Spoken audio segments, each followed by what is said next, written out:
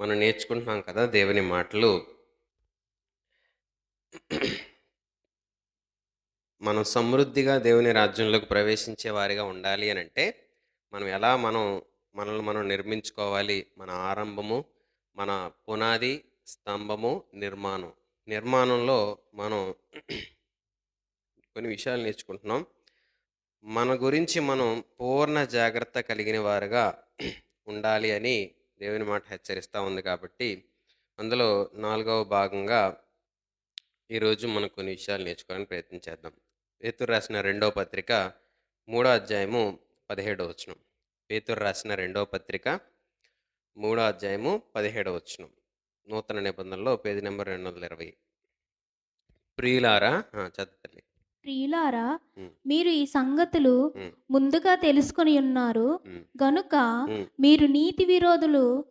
నీతి విరోధుల తప్పు బోధల వలన తొలగింపబడి మీకు కలిగిన స్థిర మనస్సును విడిచి విడిచి పడిపోకుండా కాచుకొని ఉండుడి.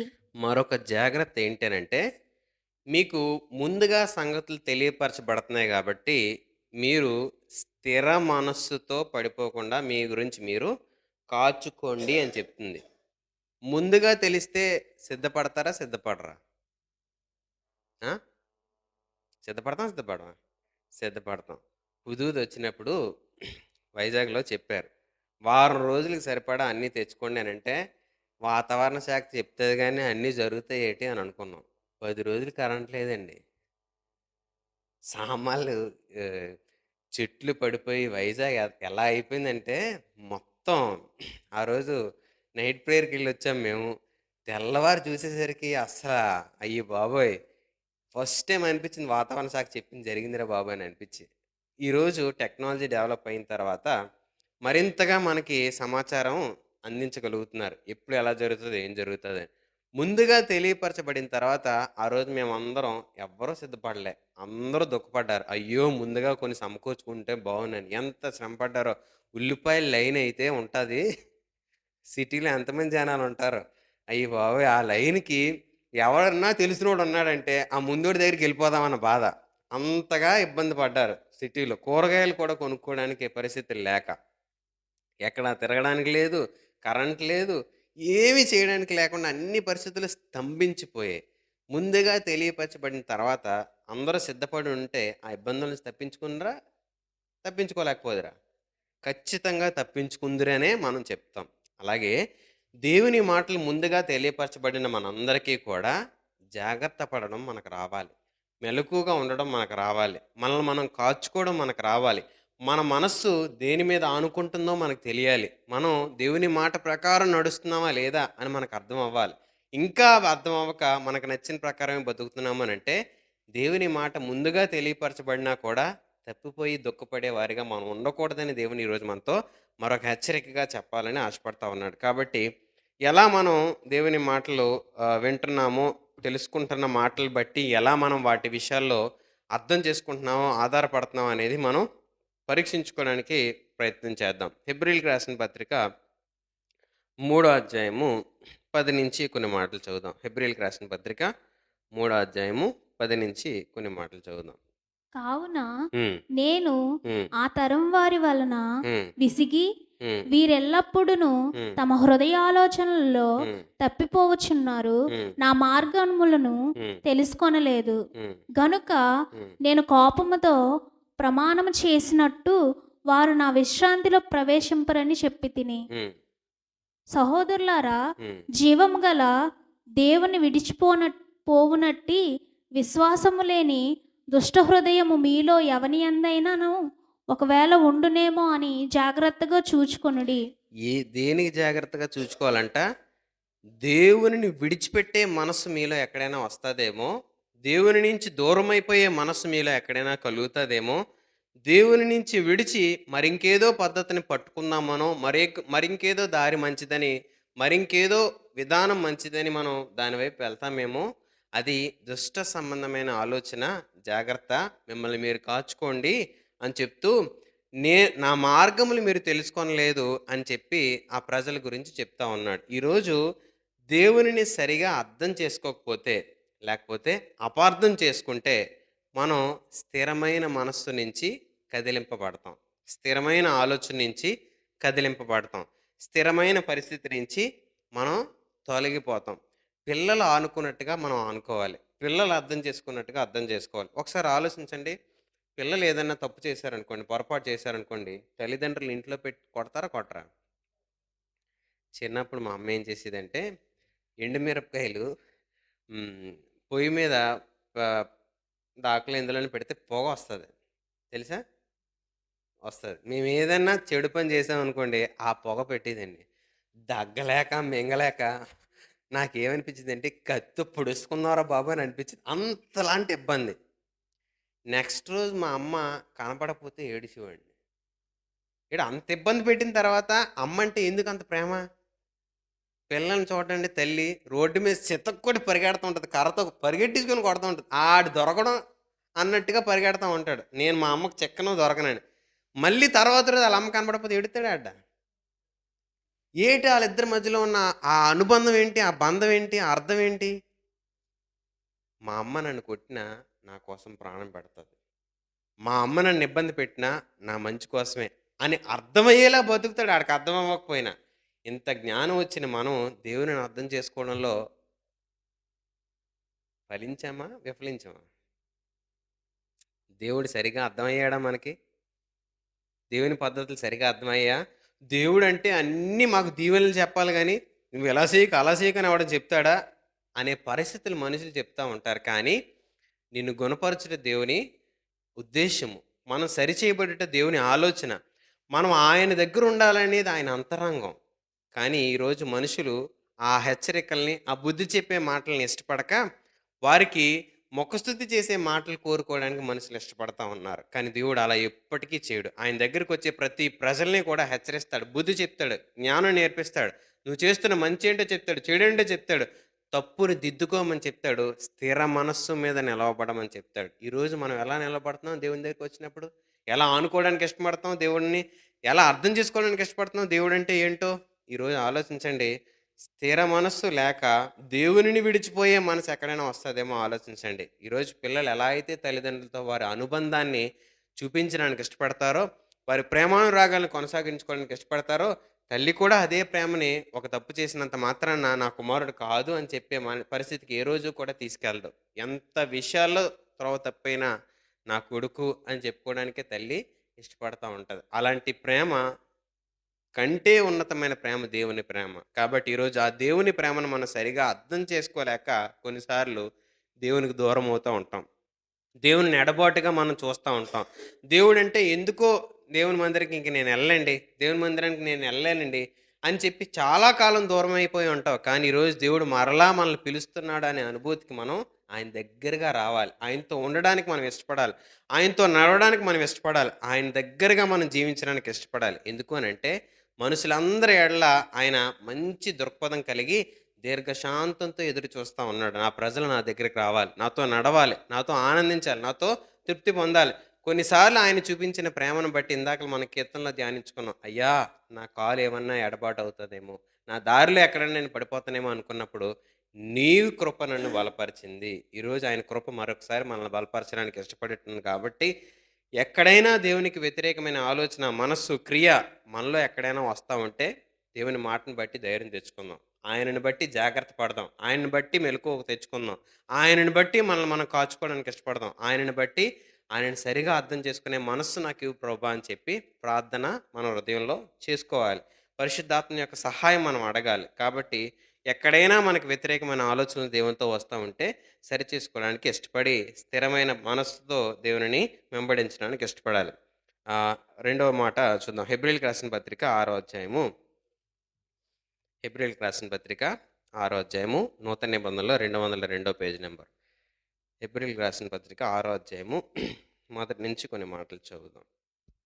కాబట్టి హ్మ్. నిర్జీవ క్రియలను విడిచి హ్మ్. మారుమనస్సు పొందుటకుయు హ్మ్. దేవుని యందలి హ్మ్. విశ్వాసమును హ్మ్. బాప్తిస్మములను హ్మ్. గూర్చిన హ్మ్. బోధయు హ్మ్. హస్త నిక్షేపములను హ్మ్.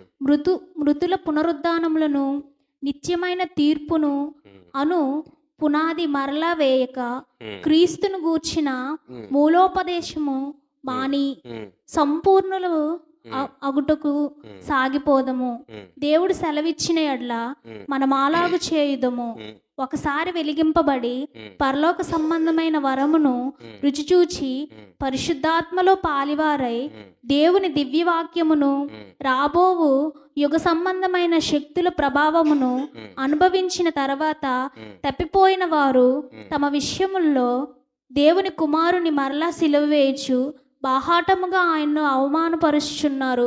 గనుక మారుమనస్సు పొందునట్లు అట్టి వారిని మరలా నూతన పరుచుట అసాధ్యము. ఒకసారి ఆలోచించండి. ప్రారంభం చెప్పిన మాటలన్నీ కూడా పునాది వేసుకునే మాటలు. ఒక క్రైస్తవుడిగా నువ్వు దేవుణ్ణి అంగీకరించిన తర్వాత, క్రీస్తుని వెంబడించడానికి ఇష్టపడిన మనలో మారు మనస్సు అనే ప్రారంభపు క్రియ జరగాలి.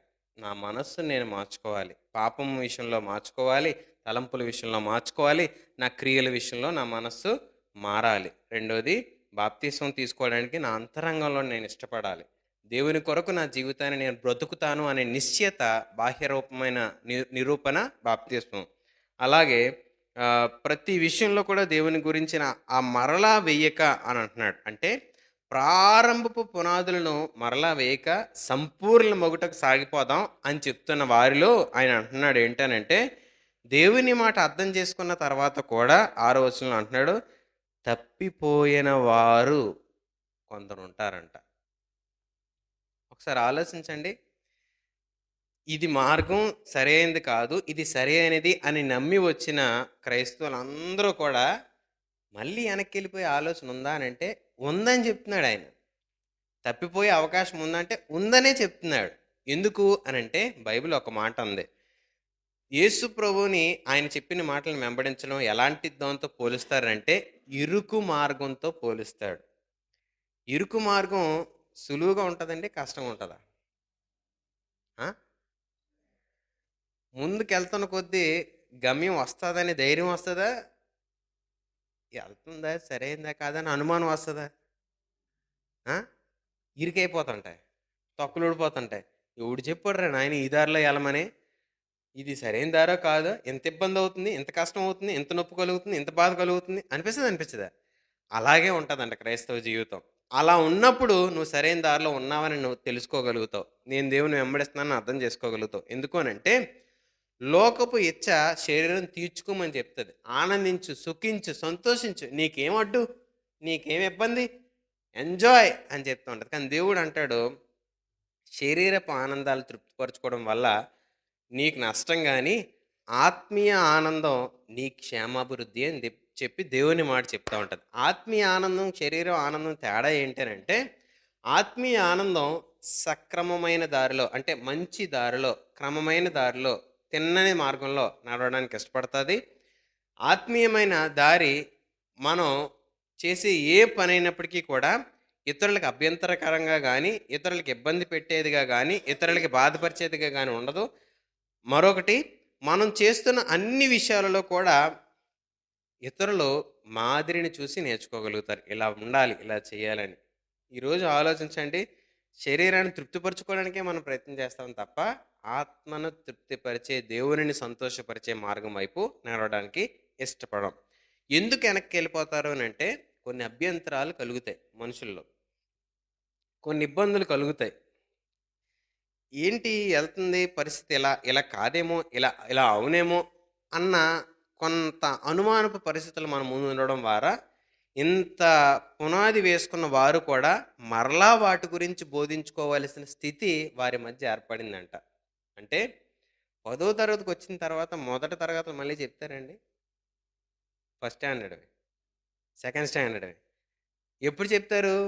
ఆడు ఏబీసీలు మర్చిపోయాడనుకోండి. అంటే ఒక యాక్సిడెంట్ ఏదన్నా అయితే కొంతమందికి బుద్ధి పోతది. కదా! మర్చిపోతారు. ముందు కాలం ఏమైంది. ఆళ్ళని మరలా ఏం తీసుకొస్తారు ఫిఫ్త్ క్లాస్‌లో ఇందులో కూర్చోబెట్టి ఈళ్ళతో పాటు చదువుకోరా నువ్వు అని చెప్తారు. ఎందుకు అన్నీ మర్చిపోయాడని. ఈరోజు మర్చిపోయి వెనక్కెళ్ళిపోతారా? అభ్యంతరాలు బట్టి లేపోతే మనం అనుకున్న ప్రకారం అవ్వలేదని వెనక్కెళ్ళిపోతారా? దేన్ని బట్టి వెనక్కెళ్ళిపోతాం? మనం అనుకున్న ప్రకారం అవ్వట్లేదు. ఏదో మనం తప్పు చేసాం. ఏదో తేడా జరిగింది అని అనిపిస్తూ త్రోవ తప్పిపోతాం. ఒకాయన మొన్న చెప్తూ ఒక మాటలో నేను వీడియో చూస్తూ ఆయన ఏమంటున్నాడనంటే, ఆయనకి వివాహమైన 3 నెలల్లో వాళ్ళ నాన్నగారు చచ్చిపోతే, ఏ ముహూర్తాన్ని ఇది అడుగుపెట్టిందో మా నాన్న తీసుకెళ్ళిపోయింది అని అనుకున్నాడంట ఆయన మనసులో. బయటికనలేదు. మంచోడే కొంత. బయటికనలేదు గానీ మనసులో అనుకున్నాడంట. కొద్ది రోజులు గడిచిన తర్వాత అర్థమైంది. వయస్సు రీత్యా, అనారోగ్య రీత్యా చచ్చిపోతే, నేను నా భార్యని ఎందుకు అవమానపరచడానికి ఇష్టపడ్డాను? సమయాన్ని ఎందుకు నేను చూడడానికి ఇష్టపడ్డాను అని తనలో తాను అనిపిస్తూ దేవుడు తనతో మాట్లాడినప్పుడు తను సరిచేసుకోవడానికి ఇష్టపడ్డాడంట.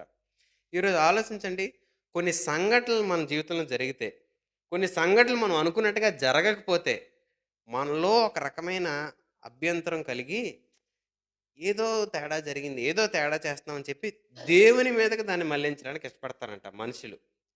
ఆయన అంటున్నాడు, ఆయన ప్రేమ ఎంత గొప్పది అనంటే, తన కుమారుని సైతం ఆయన దగ్గర దాచుకోక, మనందరి కోసం ఆయన్ని పాపంగా చేసి, శిలువ మీద మరణించడానికి ఇష్టపడ్డాడు. అలాంటి దేవుని ప్రేమ మనల్ని నరకం, లేకపోతే ఇబ్బంది, లేకపోతే శ్రమ కొలిమి అనే దాంట్లో పెట్టి మరణించడానికి అప్పగిస్తదా? దేనికోసం మనం మన మన ఎడల దేవుని ప్రేమ చూపిస్తది అనంటే, మనల్ని సంపూర్ణంగా మార్చడానికి ఆయన ప్రేమ నిరంతరం మన ఎడల చూపిస్తా ఉంటది. ఆ సంపూర్ణమైన ఆలోచనని దేవుని మనం అర్థం చేసుకోకపోతే, మనలో అభ్యంతరాలే వస్తాయి. మనలో వ్యతిరేకమైన ఆలోచనలే వస్తాయి. అప్పుడు మనం దారి తొలగిపోయే మార్గం వైపు వెళ్ళిపోతాం. దారి తప్పిపోయే మార్గం వైపు మనం వెళ్ళిపోతాం. జాగ్రత్త. మొదటిది, దేవునిని సరిగా అర్థం చేసుకోకపోతే, ఆయనను అపార్థం చేసుకుంటే, మనం ఏమవుతాం? స్థిరమైన మనస్సు నుంచి దారి తొలగిపోతాం. రెండోది, అభ్యంతరాలు మన ముందుకొచ్చినప్పుడు, చెడ్డ పరిస్థితులు మన ముందుకొచ్చినప్పుడు, దేవుని మీద మనకు వ్యతిరేకత వచ్చి దారి తొలగిపోతాం. మూడోది, గలతీయులకు రాసిన పత్రిక మూడోది గలతీయులకు రాసిన పత్రిక మొదటి అధ్యాయము 6వ వచనం. క్రీస్తు కృపను బట్టి హ్మ్. మిమ్మును పిలిచిన వానిని హ్మ్. విడిచి హ్మ్. భిన్నమైన హ్మ్. సువార్త తట్టుకు హ్మ్. మరింత త్వరగా మీరింత త్వరగా హ్మ్. తిరిగిపోవుట హ్మ్. చూడగా హ్మ్. నాకు ఆశ్చర్యమగుచున్నది. ఆశ్చర్యపోతున్నాడంట పౌలు ఆళ్ళని చూసి. ఎందుకు ఆశ్చర్యపోతున్నాడు? మిమ్మల్ని పిలిచిన దేవునిని విడిచి ఎంత తొందరగా తిరిగిపోతారని నేను అనుకోలేదు అని చెప్పి ఆయన చాలా దుఃఖంతో ఆళ్ళకి మాటలు రాస్తా ఉన్నాడు. ఎప్పుడైనా మనం చూస్తే పౌలు ప్రతిసారి పత్రికల్లో రాసేటప్పుడు మీరు వారి గురించి ఎంతో కొంత కొన్ని మంచి మాటలు రాసి, మీ గురించి నేను ఇలా విన్నాను, మీ గురించి నేను ఇలా ఆలోచించాను, వారి గురించి ఒక మంచి మాట పలకడం మనం చూస్తాం. కానీ ఈ పత్రికలో ప్రారంభించేటప్పుడే ఆయన శుభాలు చెప్పిన వెంటనే చెప్పిన మాట ఏంటనంటే, నాకు ఆశ్చర్యపోతున్నాను, ఇప్పటికీ నేను జీర్ణించుకోలేకపోతున్నాను. ఎందుకు ఇలా చేశారు? ఎందుకు ఇలా అయిపోయారు? అని వారి గురించి ఆశ్చర్యమైన సంఘటన చెప్తా ఉన్నాడు.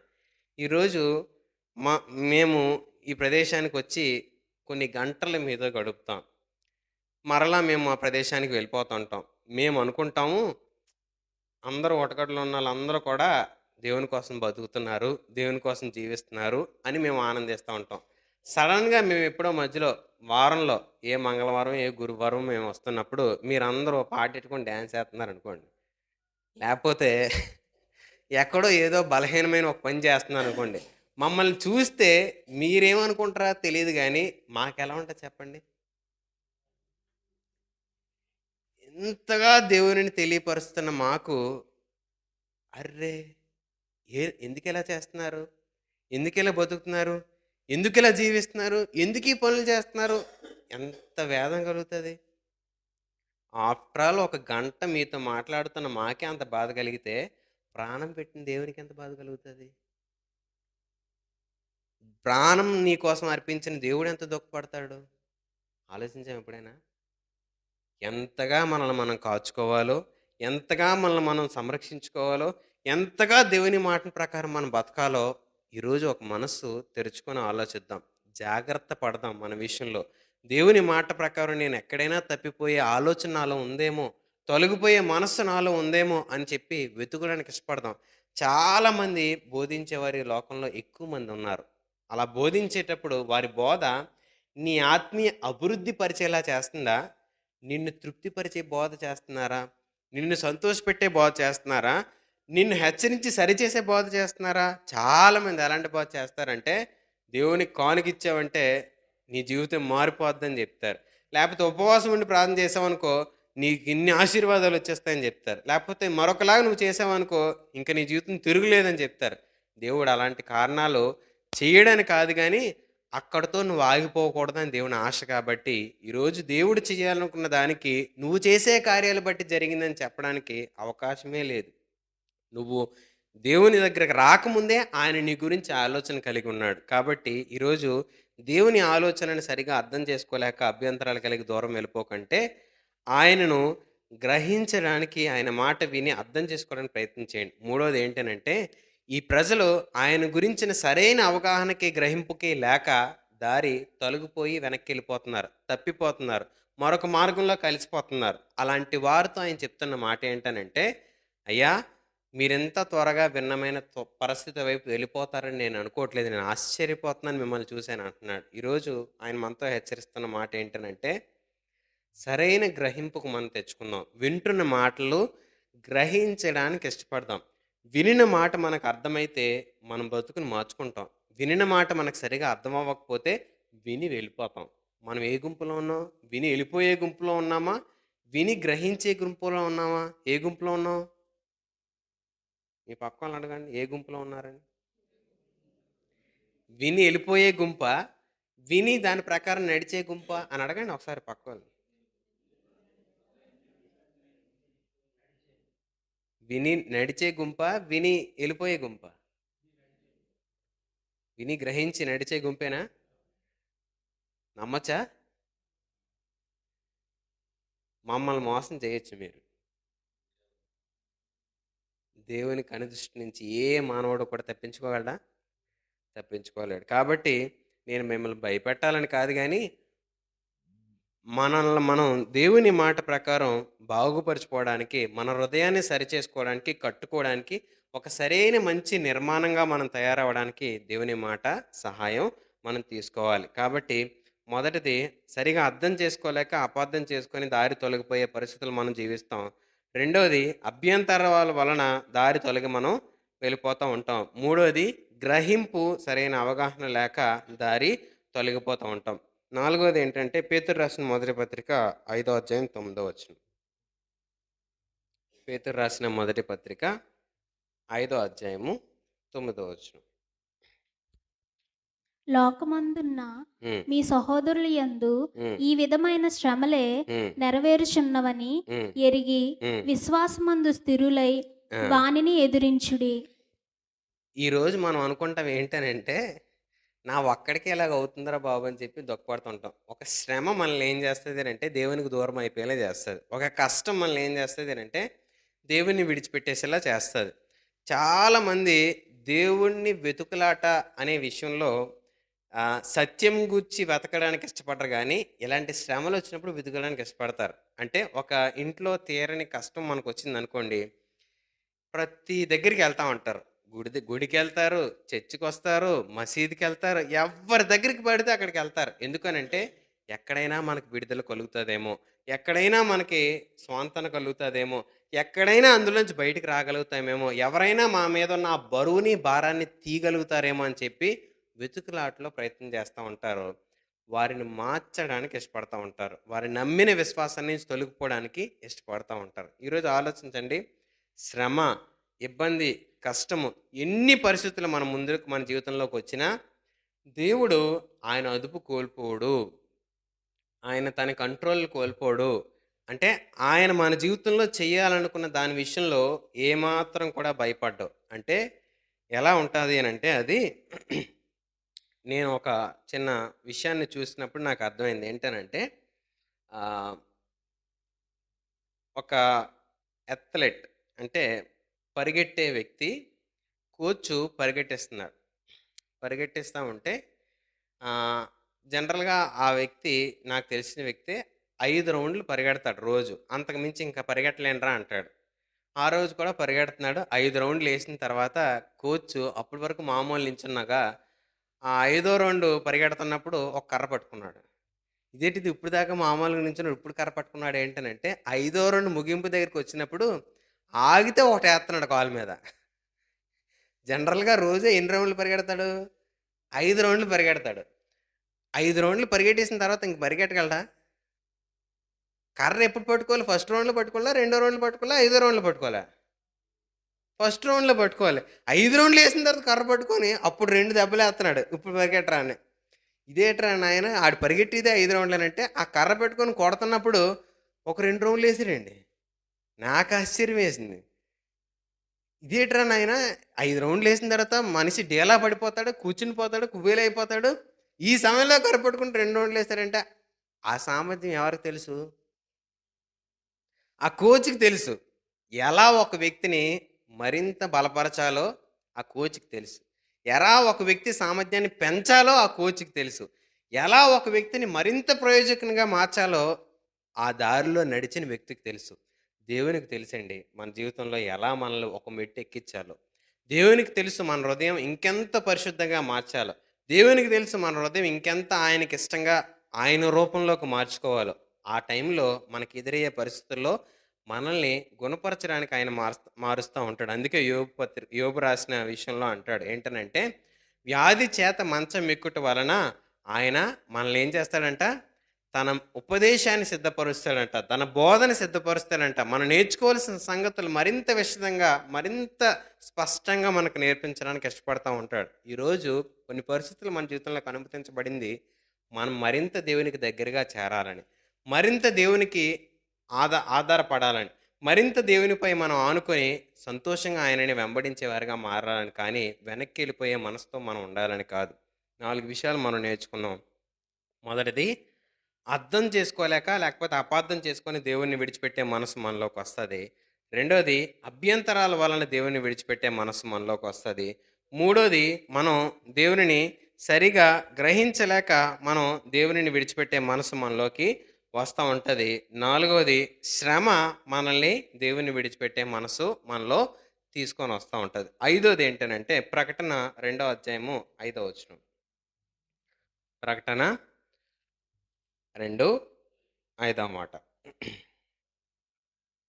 నీవు హ్మ్. ఏ స్థితిలో నుండి పడితివో హ్మ్. అది జ్ఞాపకము చేసుకొని హ్మ్. మారు మనస్సు పొంది హ్మ్. ఆ మొదటి క్రియలను చేయుము.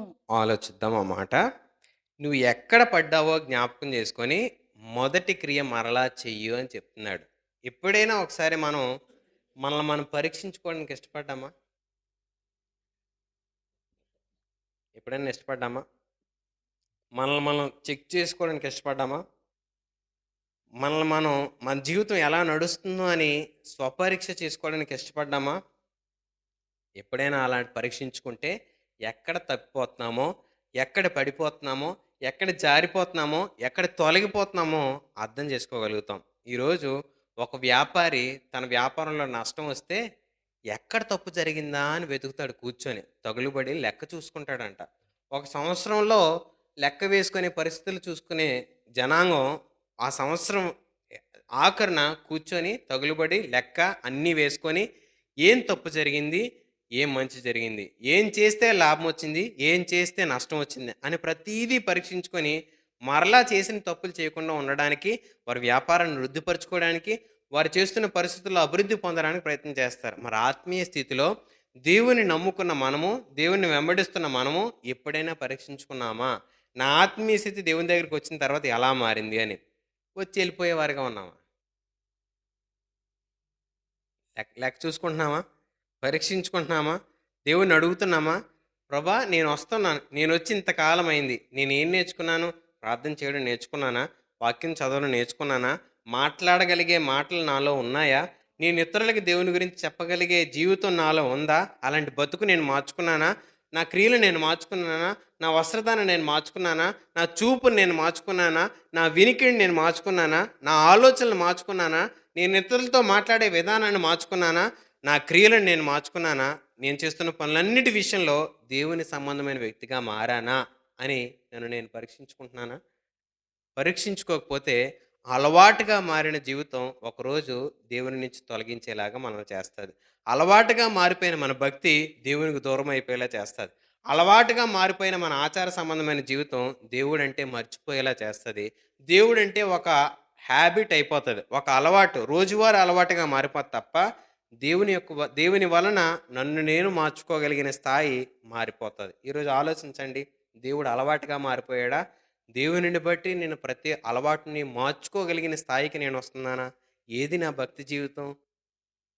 అలవాటుగా మారిపోయిన జీవితం నుంచి దేవునిని బట్టి నా అలవాట్లను సైతం మార్చుకోగలిగిన స్థాయికి మనం ఎదగాలి. అలాంటి జీవితం మనం పొందుకోవాలి. ఈరోజు మనం ఆ విషయాల్లో మనం ఎదగాలని దేవుడు ఆశపడతా ఉన్నాడు. మొదటిది మనం నేర్చుకున్నాం.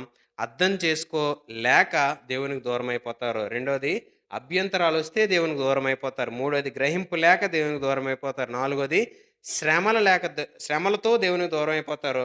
ఐదోది తన్ను తాను పరీక్షించుకోకపోవడం వల్ల, అలవాటైపోయిన భక్తి వల్ల దేవునికి దూరమైపోతూ ఉంటారు. ఆరోది కొలస్సీలకు రాసిన పత్రిక 2వ అధ్యాయం 8వ వచనం చదువుదాం. కొద్ది నిమిషాలు మనం ఈ విషయాలు నేర్చుకొని ముగించుకోవడానికి ఇష్టపడదాం. కొలస్సీలకు రాసిన పత్రిక 2వ అధ్యాయము 8వ వచనం. ఆయనను హ్మ్. అనుసరింపక హ్మ్. మనుష్యుల హ్మ్. పారంపర్యాచారమును హ్మ్. అనగా హ్మ్. ఈ లోక సంబంధమైన హ్మ్. మూల పాఠములను అనుసరించి హ్మ్. మోసకరమైన హ్మ్. నిరర్ధక తత్వజ్ఞానము చేత హ్మ్. మిమ్మును చెరపట్టుకొని పోవువాడైన ఎవడైనను ఉండునేమో అని హ్మ్. జాగ్రత్తగా ఉండుడి. నిరర్ధకమైన తత్వజ్ఞానం చేత కొంతమంది మనల్ని దారి తొలగిస్తారు. నిరర్ధకమైన తత్వజ్ఞానము చేత. తత్వజ్ఞానం అంటే లాజిక్, రీజనింగ్ ప్రతి దాంట్లో వెతుకుతూ దేవుడినే ప్రశ్నించేవారిగా మారిపోతూ ఉంటారు. మనిషి మెదడులో దేవుడు పడతాడండి? పడతాడా? పట్టగలడా? దేవుడు ఆయన ఆకాశం ఆయనకి సింహాసనం అంట. భూమి ఆయనకి పాదపీఠం అంట. ఆయన ఎంతటి వాడు? ఎంత మహోన్నతుడు, ఎంత ఉన్నతమైన వాడు, ఎంత ఉత్తమమైన వాడు. అలాంటి దేవుణ్ణి అర్థం చేసుకొని మనుషులు దేవుడంటే ఇది, దేవుడంటే ఇలా ఉంటాడు, ఇలా చేసేస్తాడు, అలా చేసేస్తాడు. దేవుడిని చెప్పు చేతల్లో బొమ్మ అనుకున్నారా? లేకపోతే దేవుడంటే ఒక ఆట బొమ్మ అనుకున్నారా? కానీ దేవుణ్ణి అలా మాట్లాడడానికి మనుషులందరూ ఇష్టపడతా ఉంటారు. దేవుణ్ణి చెప్పు చేతల్లో వారి బుర్రలో పట్టేసుకోవడానికి ఇష్టపడతా ఉంటారు. నీ తత్వజ్ఞానం చేత చాలామంది దేవుణ్ణి తప్పు దోవ పట్టించడానికి ఇష్టపడతా ఉంటారు. తప్పు మార్గాల్లో చెప్పడానికి ఇష్టపడతా ఉంటారు. కొంతమంది బైబిల్‌లో ఆదికాండంలో కొన్ని విషయాలు తీసి, మరి కయ్యేనికి భార్య ఎక్కడి నుంచి వచ్చింది? ఈ పరిస్థితి ఎక్కడి నుంచి వచ్చిందని రకరకాల మాటలు తీసుకొని దేవుడినే ప్రశ్నార్థకంగా మార్చుకునే పరిస్థితుల్లో జనాంగంలో తయారవుతా ఉంటారు. నోటి మాట చేత సృష్టించిన దేవునికి కొన్ని పనులు చేయడం అసాధ్యమా? కానే కాదు. కానీ ఈ తత్వజ్ఞానం, లాజిక్కు, రీజనింగ్ ఏం చేస్తారంటే దేవుడిని ప్రశ్నిస్తూ, దేవుని ఆలోచనల ఉద్దేశాన్ని గ్రహించలేక వారి విషయాల్లో దారి తొలగే పరిస్థితులకి మనం వెళ్ళిపోతూ ఉంటాం.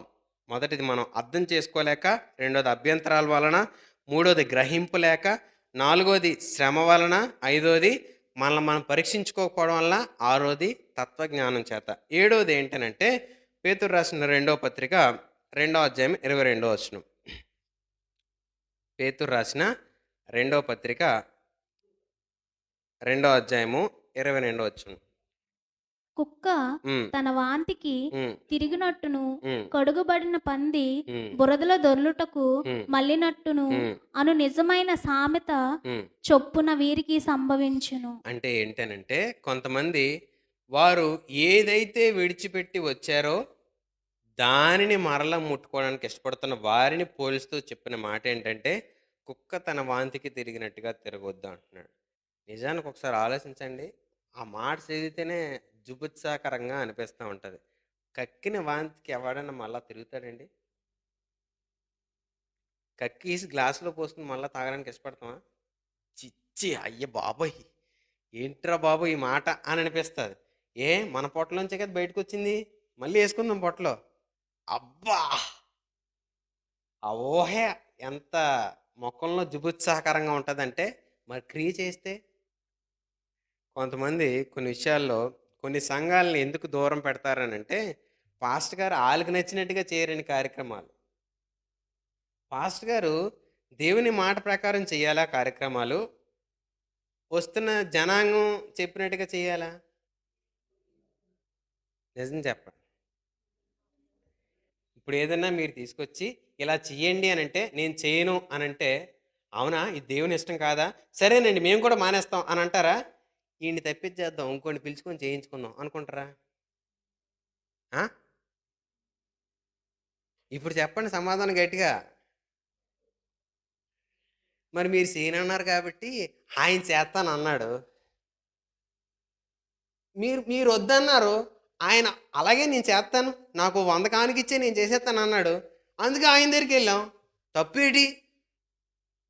మీరొద్దన్నారు. ఆళ్ళు చేత్తానన్నారు.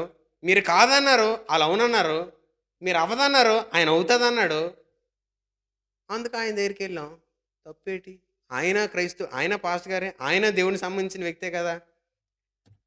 కక్కిన దానికోసం వెనక్కి వెళ్ళే మనసు మనలో ఉందా?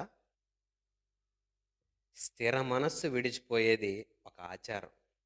వదిలిపెట్టిన దాన్ని పట్టుకోవడం ఒక ఆచారం. ఈరోజు దేవునిని ఆచారంగా కాదు గానీ, ఆత్మ సంబంధమైన వ్యక్తిగా మనం వెంబడించాలి. ఆచరణలో మనం వెంబడిస్తే, మనం లోకంలోనే ఉన్నవారమే కానీ, ఆత్మ సంబంధంగా దేవుని వెంబడిస్తే, ఆయన కుమారులుగా మారుతాం. ఆయన పిల్లలుగా మనం మారుతాం. ఎలా ఉండడానికి ఇష్టపడుతున్నాం? స్థిరమైన మనసుతో దేవుని వెంబడించాలి. ఈరోజు ఆలోచించండి. మొదటిది అర్థం చేసుకోలేక అపార్థం చేసుకొని దేవుని విడిచిపెడతారు. అభ్యంతరాల వలన దేవుని విడిచిపెడతారు. గ్రహింపు లేక దేవుని విడిచిపెడతారు. శ్రమల వలన దేవుని విడిచిపెడతారు. తన్ను తాను పరీక్షించుకోకపోవడం వల్ల దేవుని విడిచిపెడతారు. తత్వజ్ఞానం చేత దేవుని విడిచిపెడతారు.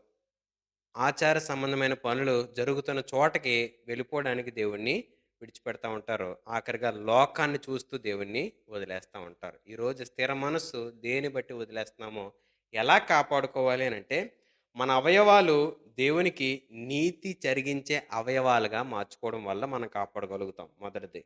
రెండోది, మన మనస్సులో దేవునికి చోటిస్తే మనం మన స్థిరమైన మనస్సుగా మనం కాపాడుకోగలుగుతాం. దేవునికి చోటు ఇవ్వకపోతే ఇష్టానుసారంగా మన అవయవాల్ని వాటికి నచ్చిన విధంగా చేయడానికి అప్పగించేస్తాం. కానీ మనసులో దేవునికి చోటిస్తే మాత్రం దేవుని చెప్పిన మాటల్లోనే నడవడానికి ఇష్టపడతాం.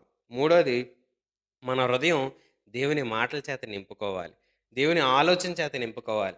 దేవుని ఉద్దేశాల చేత నింపుకోవాలి. మరి ఇంకే పద్ధతులతో నింపుకున్నా దారి తొలగిపోతాం. నాలుగోది, నిరంతరం దేవునితో సంబంధం కలిగి ఉండాలి. అంటే ప్రార్థన చేయాలి. నేను దేవునితో ఆ సంబంధాన్ని ఏ ప్రదేశంలో ఉన్నా ఒక చిన్న ప్రార్థన నా హృదయంలో నేను చేయగలగాలి. ఏ పరిస్థితి నా ముందుకొచ్చినా ఒక మాట దేవునితో చెప్పాలి. దేవుణ్ణి అడగాలి. దేవుని దేవుని నడిపింపును కోరుకోవాలి. ఐదోది, సహవాసంతో నేను ఉండడానికి ఇష్టపడాలి. దేవుని యొక్క ప్రజలతో నేను గడుపుతూ, దేవుని మందిరంలో నేనుంటూ, ఆయనతో నేను నడవడం ప్రారంభిస్తే నన్ను నేను కాపాడుకోగలుగుతాను. ఆరోది, నాలో జవాబుదారీతనం ఉండాలి. అంటే ప్రతి దానికి నేను లెక్క చెప్పగలగాలి. ఒక రూ. 10 ఇస్తే షాప్‌కెళ్ళొస్తే పిల్లల్ని లెక్కడుగుతాం. ఎంతయింది? ఏంటి? ఎలా అని. మరి దేవుడు నీకు ఇన్ని ఇచ్చిన తర్వాత ఆయన బోధ ఇచ్చాడు, సంఘం ఇచ్చాడు, సహవాసం ఇచ్చాడు, మాటలిచ్చాడు. అన్నీ ఇచ్చిన తర్వాత నిన్ను లెక్కడగడా? అడుగుతాడు. కాబట్టి నేను చేసిన ప్రతి దానికి నేను దేవునికి లెక్క అప్పచెప్పాలి అనే బుద్ధి నాలో ఉంటే నన్ను నేను కాపాడుకోగలుగుతాను. స్థిర మనసుతో నేను నడవగలుగుతాను. ఆఖరిగా ఏంటనంటే, నేను చేసిన క్రియల ఫలితాన్ని నేను పొందుకోవాలి అనే భయం నాలో నేను తెచ్చుకోగలిగితే, దానివల్ల నేను జాగ్రత్త పడి స్థిరమైన మనసుతో దేవుని వెంబడించడానికి ఇష్టపడతాను. నా క్రియల యొక్క ఫలితం ఎవరో అనుభవించరు. నేనే అనుభవిస్తాను. భూమి మీద మనమే చెప్తాం. "ఒరేయ్ నాయనా! ఈ మార్గం ఈ బుద్ధి మార్చుకోరా! రేపొద్దున నువ్వే బాధపడతావు. ఇలా ఎందుకు చేశానని. ఇలా ఎందుకు అయిపోయానని నువ్వే దుఃఖపడతావు" అని మనం హెచ్చరిస్తూ ఉంటాం పెద్దలుగా పిల్లల్ని. "ఒరేయ్ బాబు! ఇలా చేయకురా. దీనివల్ల వచ్చే ఫలితం చాలా కీడురా" అని. మరి మనం చేస్తున్న క్రియల ఫలితం మనం పొందమా? మనం అనుభవించమా? పర్లేదులే ఇలా కాదు. పర్లేదులే అలా చేసుకుందాం. పర్లేదులే. ఈరోజు ఆ పర్లేదనే మాట మనల్ని ఎలా త్రోవ తప్పిస్తాదో ఈరోజు దేవుడు మనల్ని హెచ్చరిస్తా ఉన్నాడు. కాబట్టి మనల్ని మనం కాపాడుకోవడానికి మన అవయవాల్ని, మన మనస్సుని, మన హృదయాన్ని, మన ప్రార్థనని, సహవాసాన్ని, జవాబుదారీతనాన్ని, నా క్రియల యొక్క ఫలితాన్ని నేను అనుభవిస్తాననే భయంతో మనం దేవుని యొద్దకు వస్తే దేవుడు మనల్ని ఖచ్చితంగా స్థిరమైన విషయాలను నిలబడడానికి మన నిర్మాణం, మన కట్టడం సంపూర్ణమైన ప్రవేశం దేవుని వద్దకు వెళ్ళడానికి దేవుడు మార్గాల్ని ఏర్పాటు చేస్తాడు. అటు రీతిగా దేవుడు మనల్ని బలపరచాలని ప్రార్థన చేసుకుందాం.